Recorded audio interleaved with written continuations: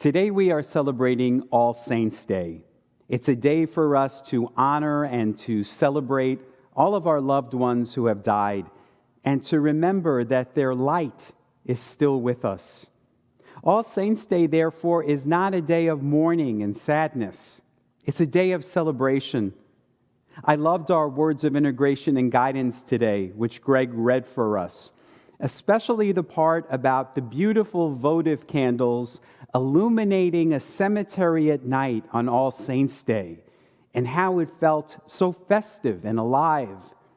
It reminds me of the celebration of Dia de los Muertos, the Day of the Dead, which our Mexican friends celebrate at this time. Beautiful altars are set up in Mexican homes with photos and memorabilia of loved ones who have died. Their favorite music is played in the home, and their favorite foods are prepared. It's not a time of sadness, but a time of celebration. It's a time for us to remember and recognize that our loved ones may have died, but that their light and spirit is still with us and within us. In the 6.5 years that I've been your pastor now, I have officiated more than 20 memorial services here in the church, and I have had the very sacred privilege of being at the bedside of church members as they have taken their last breaths. It is always such a beautiful and sacred moment, for our faith tells us that death is not the end of the story, that there is resurrection and new life. That is what we are celebrating today. Now, the gospel reading from today's lectionary for All Saints' Day is one in which Jesus gives us a series of blessings known as the Beatitudes.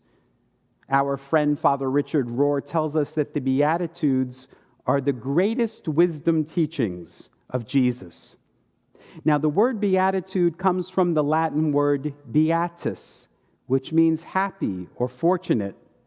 And that's very confusing for us because in the Beatitudes, Jesus is talking about the poor and the hungry, those who are persecuted and sorrowful. Definitely not people we think of as being happy or fortunate. But with the Beatitudes, Jesus is taking things and he's flipping them on their head. He's turning the world upside down, if you will. You see, in Jesus' day, it was believed that your lot in life signified God's favor upon you. So if you were a person who was a person of wealth and power and prestige, it was believed that God's favor rested upon you. Conversely, if you were a person who was poor and hungry and persecuted, it was believed that God was punishing you, that either you or one of your ancestors was a great sinner, and therefore you were not in God's favor. But with the Beatitudes, Jesus is declaring that this long-held belief system is wrong. These were very daring words. In fact, they were very dangerous words to the people of power and prestige. So you can understand why they wanted to silence Jesus. But Jesus' instructions for us in the Beatitudes are very clear. He wanted us to care for the poor and the sick and the hungry. He wanted us to welcome the stranger and to always stand not on the side of the powerful, but on the powerless, with the least of these. So if you believe that Jesus today would be about building walls, about refusing the stranger, keeping out refugees and immigrants, if you believe that he would be advocating for policies that hurt the sick and the disenfranchised, but which benefit the wealthy and the powerful, then you don't know Jesus. Recently, Pope Francis said, "A person who thinks only about building walls, wherever they may be, and not building bridges is not Christian. This is not in the gospel." We need to build up a society in light of the Beatitudes, walking towards the kingdom with the least among us. As I've told you before, Jesus spoke Aramaic, And Aramaic scholars today tell us that the word blessed that Jesus used in the Beatitudes is really more in line with the words congratulations. Jesus in the Beatitude was saying, congratulations, you poor. Congratulations, all you who are hungry and persecuted. Now, why would Jesus be congratulating them? Well, Jesus was letting them know that in his kingdom, they would be first, that the least of these would be the most important. Now, what do the Beatitudes mean for us today? Well, I think it's very important for us to look at the Beatitudes, especially as we are approaching Election Day this week. Who are we in the Beatitudes? Are we more like the wealthy who care more about maintaining the status quo and our own privilege and positions?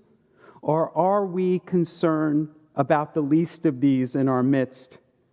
Are we casting our votes on our own self-interests, or do we care more about the interests of the least of these? You may not be physically hungry, but you may be hungry for justice. You may not be financially poor, but right now you may be poor in spirit, meaning disheartened. You may be one of the sorrowful who is so sorrowful and dismayed about the state of our nation right now. Well, Jesus would say, congratulations, rejoice and be glad. The whole point Jesus was making in the Beatitudes is, if you're sorrowful, if you're disheartened about the status quo, about the state of the world, then congratulations, that's a good thing. Because you are awakening. You are being motivated to work for justice and to be the change that you wish to see in the world.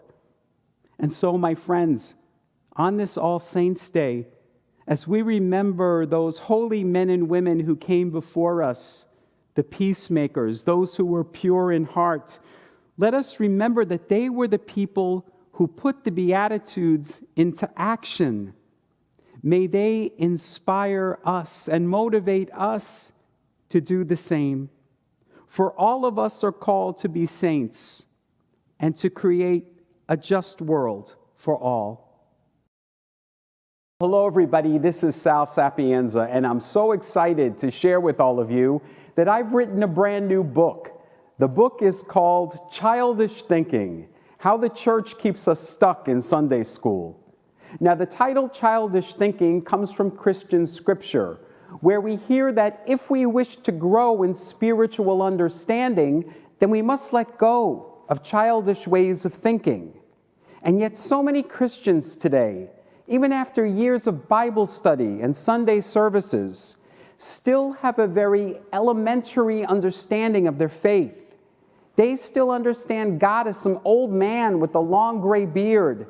They think heaven is a place up in the clouds with pearly gates, that the devil is some red guy with horns and a pitchfork, and that hell is a fiery place below the earth. Those are things that we tell children. None of those descriptions appear anywhere in the Bible.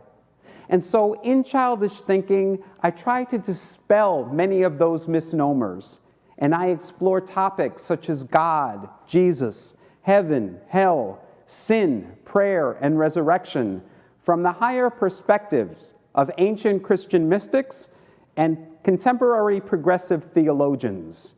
After each chapter, there are prayers for quiet contemplation and questions for personal reflection and journal writing.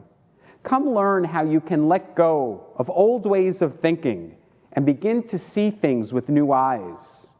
Come and learn how you can finally graduate from Sunday school. The book is available now on Amazon, and you can read the entire introduction at childishthinking.faith.